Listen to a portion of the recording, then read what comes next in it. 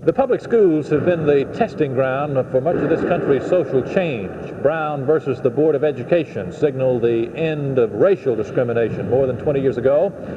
And the Education Amendment of 1972, better known as Title IX, now seeks to end sex discrimination in the schools.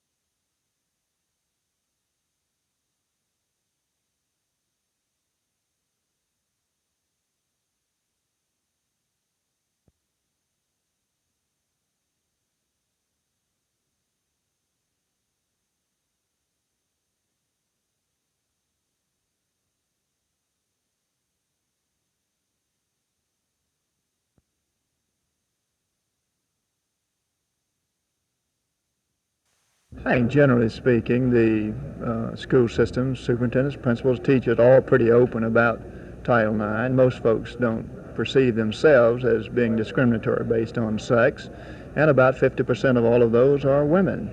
So the attitude is open, and I think that's a good, healthy attitude that will lead toward compliance. What are the big problems they're encountering as you see it?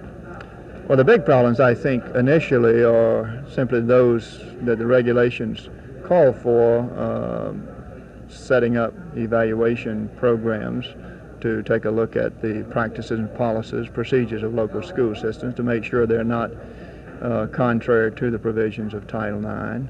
School systems need to develop local grievance procedures so that complaints that people might have, students or teachers, can be handled at the local level. They need to designate persons who are responsible in the local school systems to take care of those kinds of complaints. We hope that each of the systems will evaluate themselves and make the necessary changes before the year's out. As the law applies to athletics, will we be seeing girls playing football and basketball, some of the traditional sports for boys? It's hard to project what girls may be playing in the future. The regulation calls for equal opportunity to be provided for girls and boys, and that each student's interest and abilities be accommodated by whatever program the school system has. I don't know what the interest of girls may be in football. I've not seen an overwhelming interest, although there have been a few girls around the country who have gone out for football teams, and some have made it. You think there will be more teams of the other sports, say perhaps archery, tennis, the less strenuous and non-contact type? It may be. I think what school systems need to do is to try to evaluate what the interest of all of their students are in athletic programs, and then build the program based on the interest of the students.